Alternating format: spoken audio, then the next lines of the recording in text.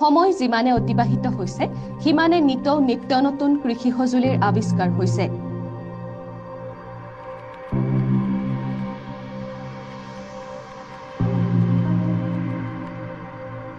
কম খৰচত আৰু কম দিনত কেনেকৈ কৃষি কৰি লাভৱান হ'ব পৰা যায় তাৰ বাবে অসম কৃষি বিশ্ববিদ্যালয়ে বিভিন্ন আঁচনি গ্ৰহণ কৰিছে।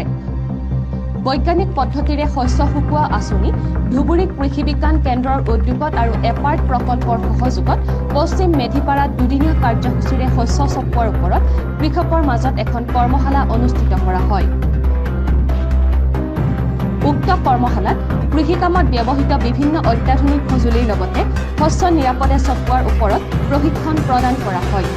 লগতে সঁজুলিসমূহ কৃষকক দেখুওৱা হয়। ইয়াৰ উপৰিও ধান, সৰিয়হ, তামোল, তিল, দালি আদি কৃষিজাত শস্যসমূহ কেনেকৈ বৈজ্ঞানিক পদ্ধতিৰে শুকুৱাব পাৰি তাৰ ওপৰত প্ৰশিক্ষণ দিয়া হয়। বাবুল ডায়াৰ সোলাৰ নামৰ এটা অত্যাধুনিক ব্যৱস্থা কৃষকৰ মাজত প্ৰদৰ্শন কৰে ধুবুৰী কৃষি বিজ্ঞান কেন্দ্ৰৰ জ্যেষ্ঠ বিজ্ঞানী তথা বিশেষজ্ঞসকলে। এৰি ধানটো বহুত কৰা হয়, উৎপাদন বহুত বেছি হয়, কিন্তু সেই সময়তে আপোনাৰ বৰষুণৰ পৰিমাণ বহুত বেছি। তো মানুহৰ আমাৰ ফাৰ্মাৰখিনিৰ এইখিনি শুকুৱাৰ ক্ষেত্ৰত বহুত ধৰণৰ প্ৰব্লেম আহে। আৰু মই ভাবোঁ তেনে ক্ষেত্ৰত এই চ'লাৰ বাবুল ড্ৰায়াৰটোৱে বহুত ধৰণে সহায় কৰিব।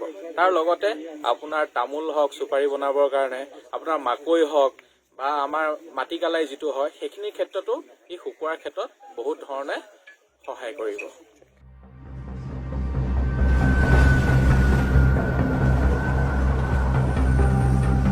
News desk, BHARAT।